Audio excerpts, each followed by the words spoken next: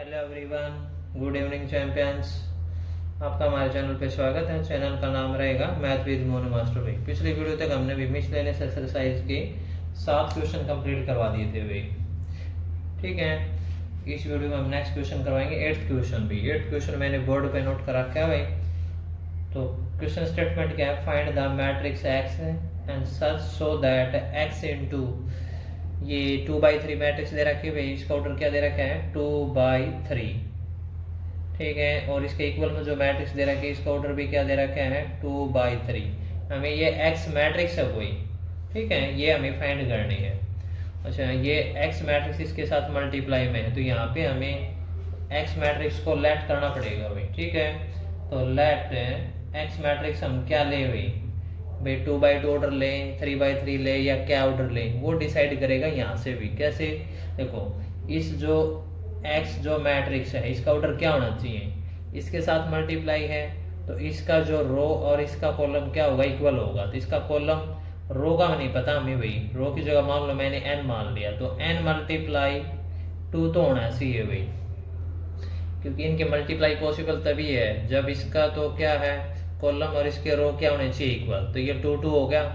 अब देखो जो इक्वल में जो ऑर्डर है, ठीक है, इन दोनों का जो प्रोडक्ट आएगा, इन दोनों का जो प्रोडक्ट है और उसका जो इक्वल में जो मैट्रिक्स का ऑर्डर दे रखा है वो क्या होना चाहिए, सेम होना चाहिए भाई। ठीक है, इन दोनों का जो प्रोडक्ट का ऑर्डर क्या आएगा, देखो 2 अगर कैंसिल होगा तो इन दोनों का जो ऑर्डर आएगा वो n/3 आएगा। ठीक है, वो क्या आएगा n/3। और इसका जो इक्वल में जो ऑर्डर दे रखा है वो क्या है 2/3। तो इक्वल मैट्रिक्स का ऑर्डर भी सेम होगा तो n की वैल्यू भी क्या आ जाएगी 2 आ जाएगी यहाँ से भी। तो मीन्स यानी कि जो x मैट्रिक्स का ऑर्डर होगा वो क्या होगा 2/2 होगा भाई। सो यहाँ पे जो हमें x मैट्रिक्स का ऑर्डर लेंगे 2/2 लेंगे, A B C और D भाई 2/2 ऑर्डर में लेंगे। समझ में आई बात कैसे निकाला ये, क्योंकि देखो इन दोनों की मल्टीप्लाई पॉसिबल होगी।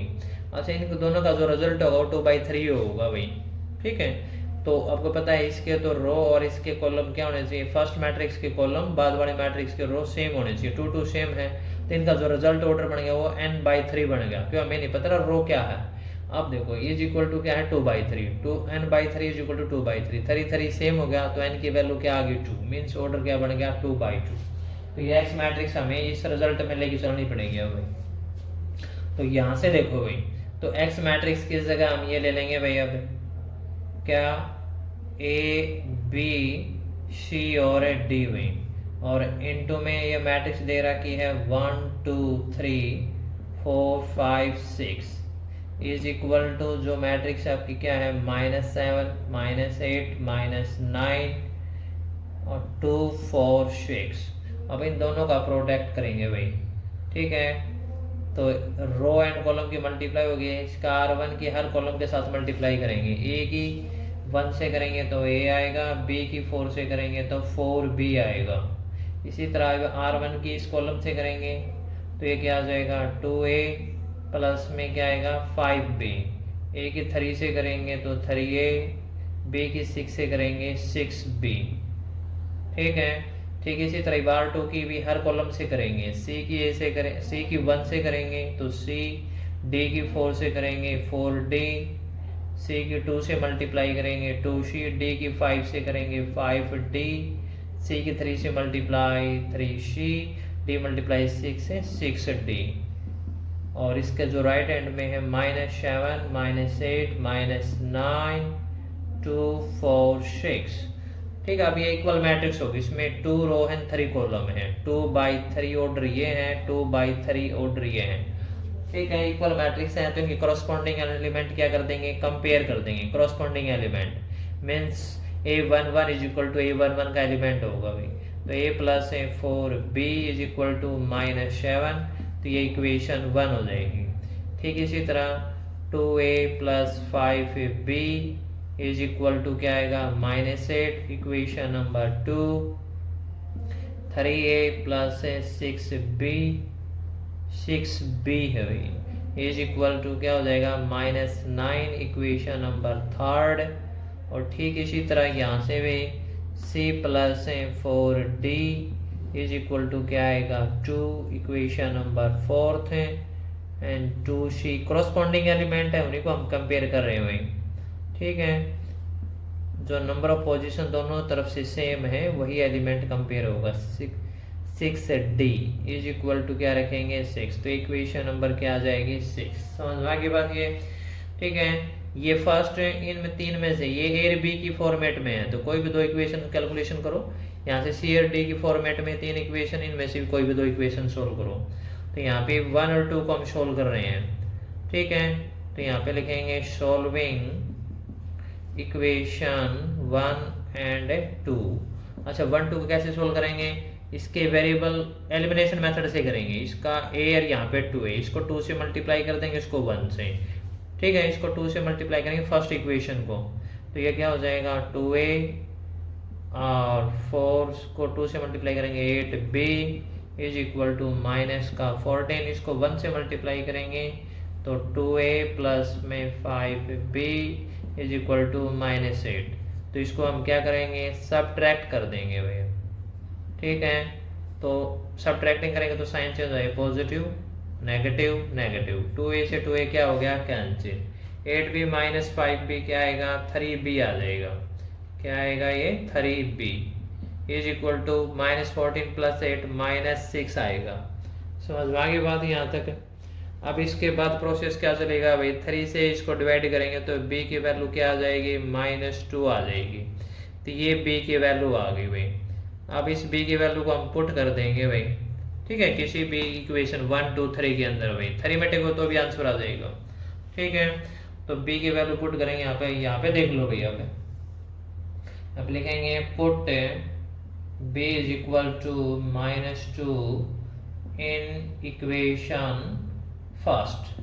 तो फर्स्ट इक्वेशन के अंदर हम b की वैल्यू पुट कर देंगे। फर्स्ट इक्वेशन आपकी क्या है a प्लस 4b, b की वैल्यू हम -2 इज इक्वल टू क्या रखेंगे -7। तो यहाँ से a की वैल्यू क्या आ जाएगी भाई, माइनस का 7 है, प्लस माइनस माइनस, तो प्लस का 8 हो जाएगा भाई। ये 4 2 जा 8, माइनस के इधर जाके प्लस का हो जाएगा। तो दिस इम्प्लाइज यहाँ से a की वैल्यू आ जाएगी 1 आ जाएगी भाई। ठीक है, ये a की वैल्यू आ गई, a b हो गए भाई। अब ये दो इक्वेशन सोल्व करेंगे, फोर्थ और फिफ्थ भाई। अब यहाँ पे लिखेंगे solving equation fourth and fifth भाई।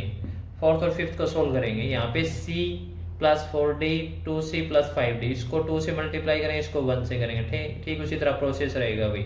इसको 2 से मल्टीप्लाई करेंगे तो ये क्या आएगा 2c प्लस में 8d इज इक्वल टू क्या आएगा 4। इसको 1 से मल्टीप्लाई करेंगे तो सेम रिजल्ट रहेगा 2c plus 5d is equal to 4।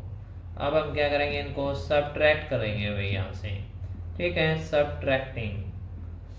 तो इस प्रोसेस में देखिए भाई साइन चेंज हो जाएंगे, नेगेटिव नेगेटिव नेगेटिव, 2c से 2c cancel, 8d minus 5d 3d, 4 minus 4 ये भी क्या आ जाएगा 0 कैंसिल, ये भी हो जाएगा।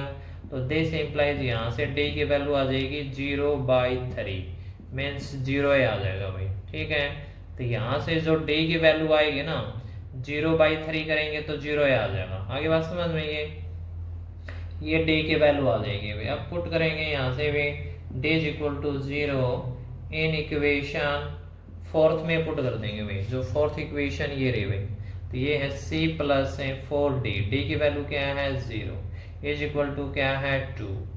तो 4 मल्टीप्लाई 0 करेंगे तो 0 है इज इक्वल टू 2।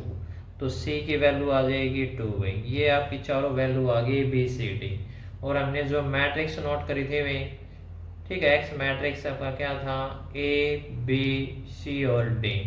तो अब यहाँ पे हमें a b c d की वैल्यू अप्लाई कर देंगे भाई। तो a की वैल्यू कितनी आई थी भाई, a की वैल्यू है 1, b की वैल्यू कितनी है -2, और c की वैल्यू कितनी है भाई 2, और d की वैल्यू कितनी है 0। तो 2/2 ऑर्डर की ये रिक्वायर्ड मैट्रिक्स, ये आंसर आ जाएगा भाई। समझ भाई बात आपको ये, ठीक है, ओके। तो ये क्वेश्चन आपका कंप्लीट होगा भैया। अगर इसमें कोई प्रॉब्लम है तो दोबारा पूछ सकते हो भाई, आराम से कर लेना भाई, इंपॉर्टेंट क्वेश्चन है भाई ये। ठीक है, ध्यान से कर लेना इसको।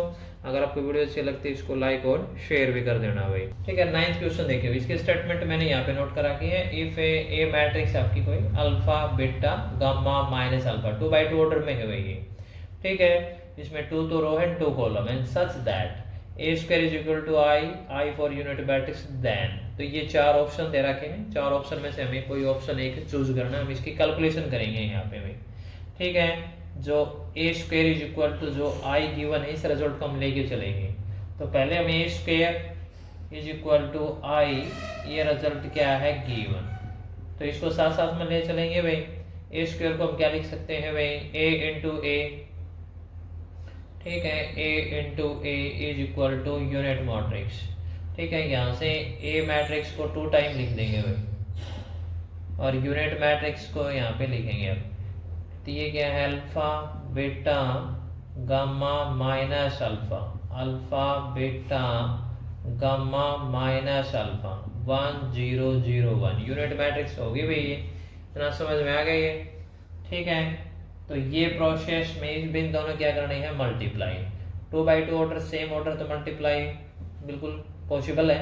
अल्फा की अल्फा से मल्टीप्लाई करेंगे, अल्फा स्क्वायर फर्स्ट रो की फर्स्ट कॉलम से करेंगे पहले, तो फिर फर्स्ट रो की सेकंड कॉलम से भी करेंगे। तो बीटा की गामा से करेंगे प्लस में क्या आएगा, बीटा गामा। फिर अल्फा की बीटा से मल्टीप्लाई करेंगे तो अल्फा बीटा, बीटा की माइनस अल्फा से करेंगे तो क्या आएगा, बीटा अल्फा आएगा भाई। क्या आएगा, beta alpha. Okay, next gamma alpha से मल्टीप्लाई करेंगे तो अल्फा गामा आएगा भाई। और यहाँ पे माइनस अल्फा की फिर गामा से करेंगे तो माइनस का अल्फा गामा आएगा। आगे बात समझ में इतनी है। फिर इसके बाद देखो भाई, तो गामा यानी कि R2 की फर्स्ट कॉलम से सेकंड कॉलम से करेंगे, गामा की बीटा से करेंगे तो क्या आएगा, बीटा गामा। और माइनस अल्फा की माइनस अल्फा से करेंगे तो प्लस में अल्फा स्क्वायर आएगा। और राइट हैंड में आपका 1 0 0 1 यूनिट मैट्रिक्स है ये। अब इसकी कैलकुलेशन करो यहाँ पे भाई, तो alpha square plus beta gamma तो ये रहेगा भाई, alpha beta minus beta alpha same ही नंबर है। ठीक है, तो ये 0 आ जाएगा। इसी तरह अल्फा गामा या गामा अल्फा पॉजिटिव नेगेटिव तो ये भी क्या हो जाएंगे, कैंसिल। ठीक है, यहाँ पे भी 0 आ जाएगा।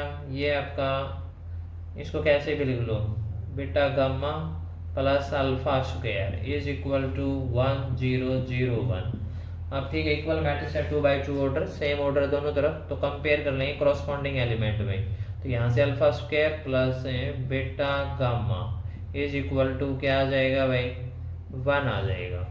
ठीक है, ये इससे कंपेयर कर रहे हैं, इसको करोगे तो भी यही रिजल्ट रहेगा भाई। अब alpha square plus beta gamma, ये 1 पॉजिटिव इधर आके क्या हो जाएगा, नेगेटिव। अब ये देख लो किस ऑप्शन में लाई कर रहा है भाई, alpha square plus beta gamma -1। आगे बात समझ रही है। तो इसमें -1 कहीं पे दिखाई नहीं दे रहा। इसका प्रोसेस अब हम क्या करेंगे, इस प्रोसेस को हम ऐसे करेंगे कि 1 की तरफ दोनों रिजल्ट को लेके चलेंगे अभी। ठीक है, मैं ऐसा करा कि 1 को इधर लेके आ गया, तो आप ऐसे भी कर सकते हो भाई। ठीक है, इस प्रोसेस को, ठीक है, नीचे वाला प्रोसेस है ये भी हो सकता था आपके, और ये भी हो जाएगा भाई।